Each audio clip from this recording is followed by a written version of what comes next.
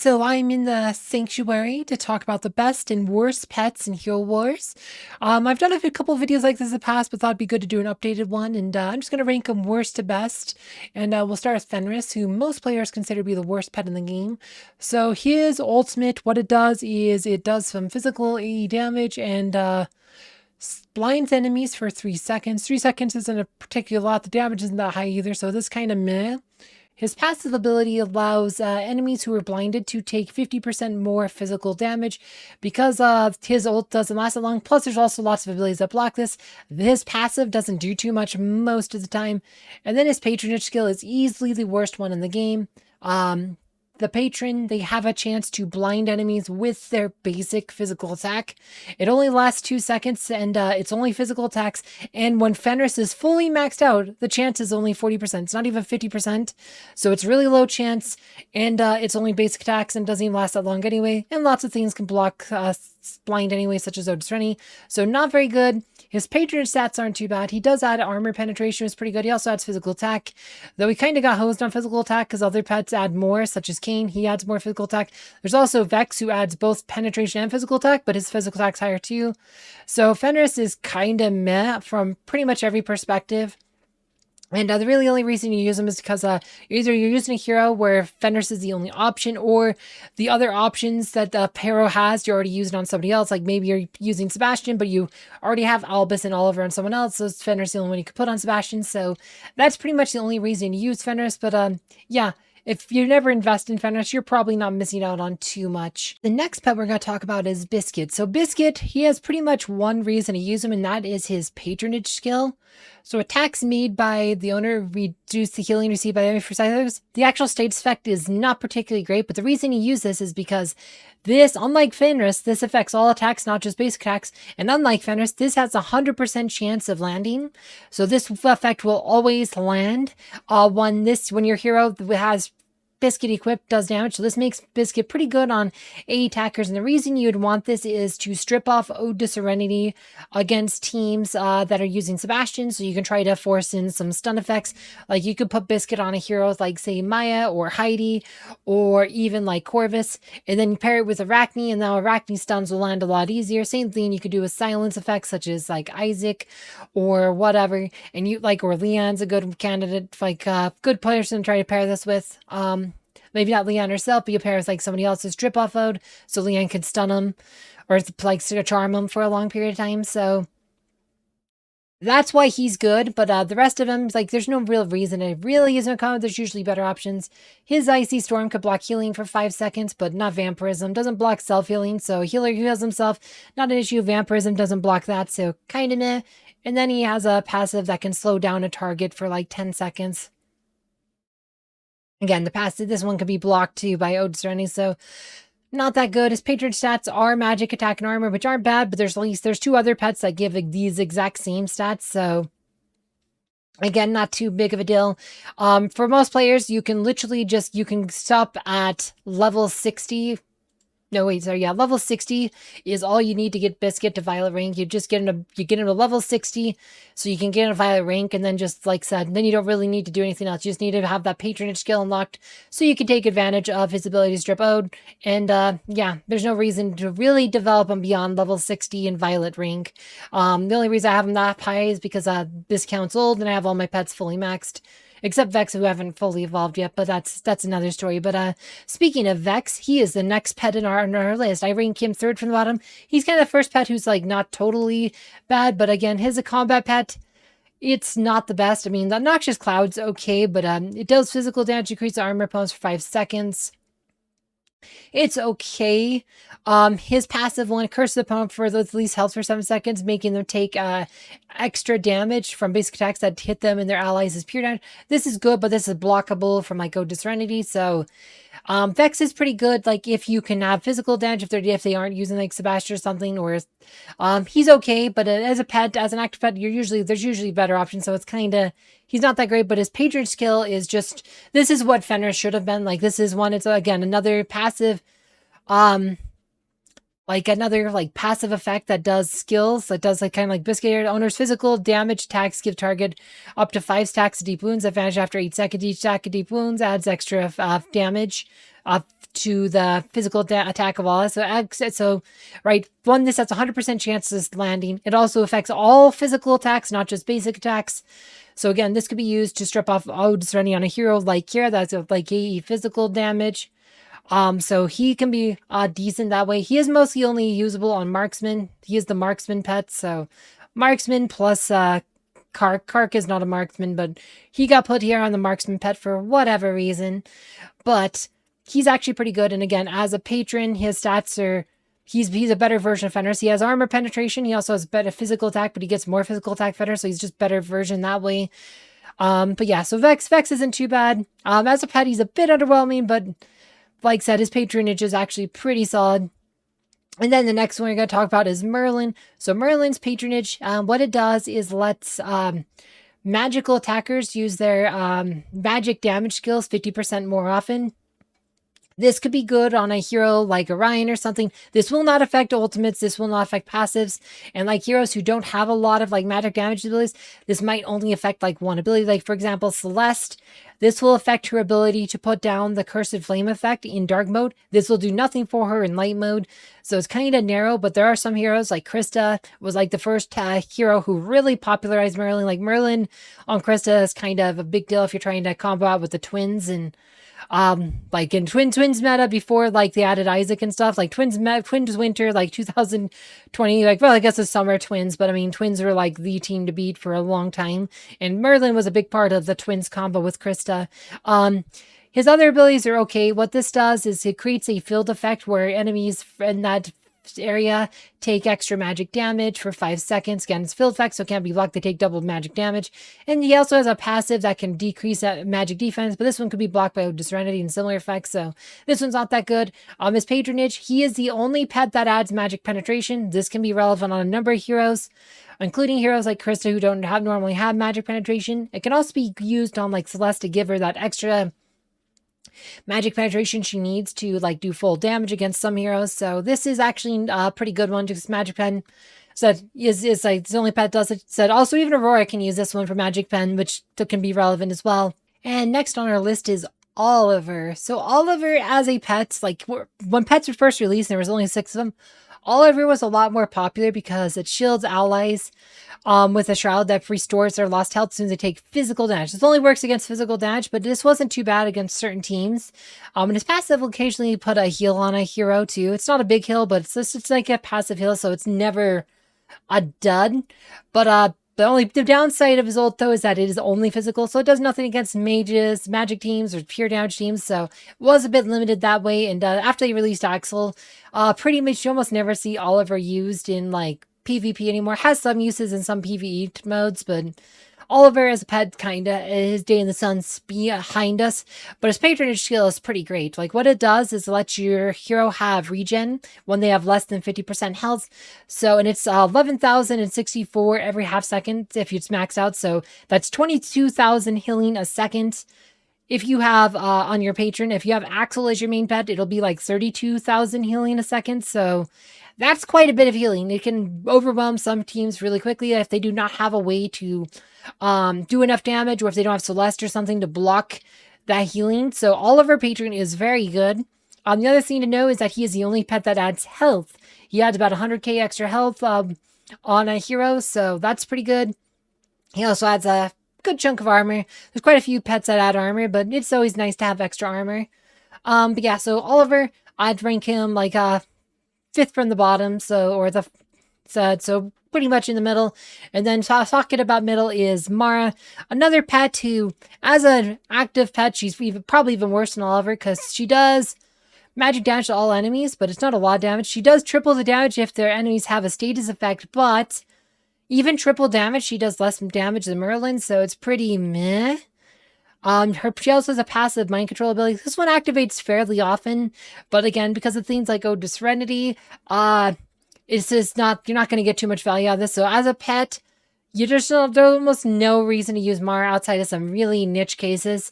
But as a patron, this is one of the best patronage abilities in the game. What it does is increase the duration of stun, blinding, silence, slow, charm, and mind control effects. And if she's maxed out, it's a 200% bonus, which means it does triple the percentage, triple the duration. So Arachne stuns goes from a 3-second stun to a 9-second stun.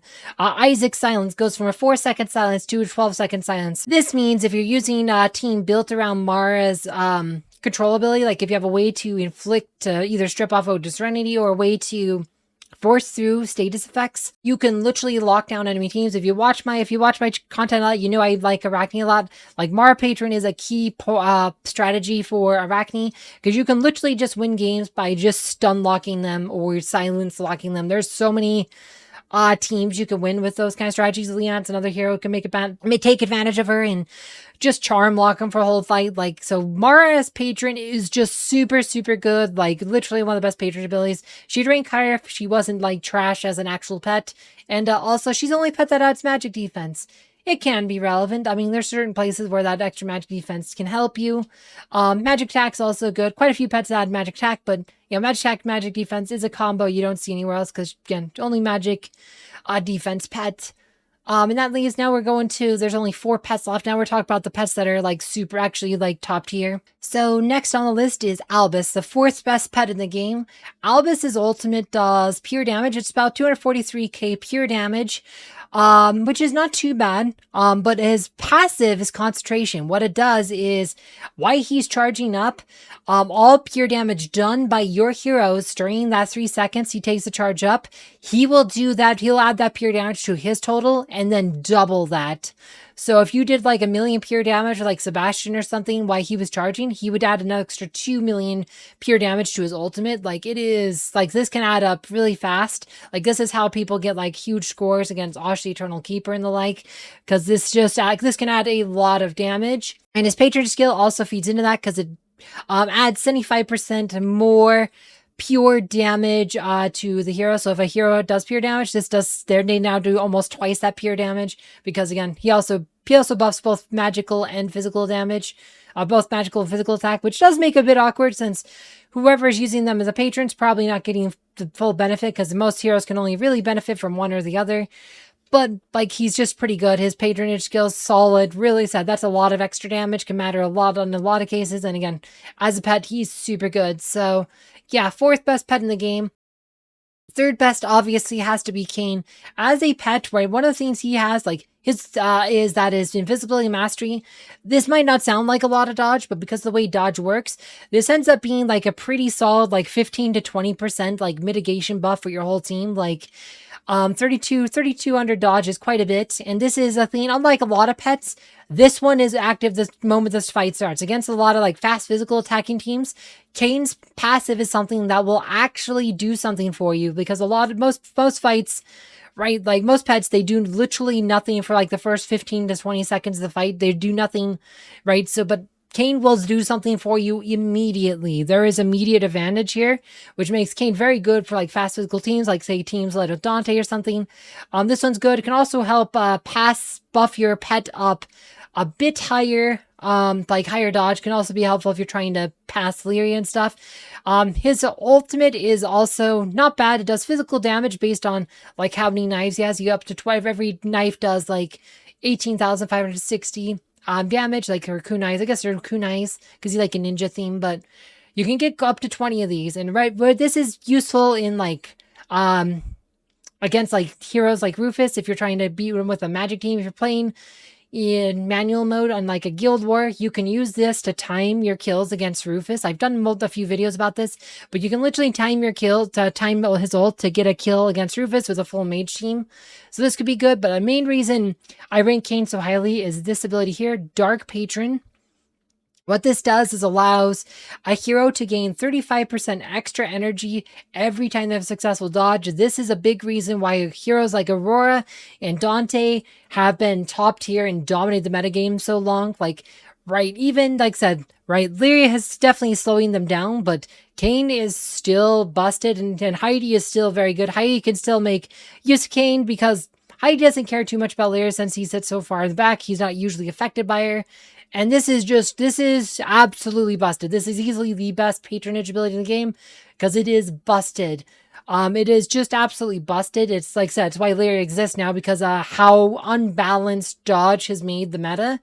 And yeah, Dark Patron this is busted. And you may, even if you don't necessarily use Kane as a pet, active pet that often, you will use Dark Patron.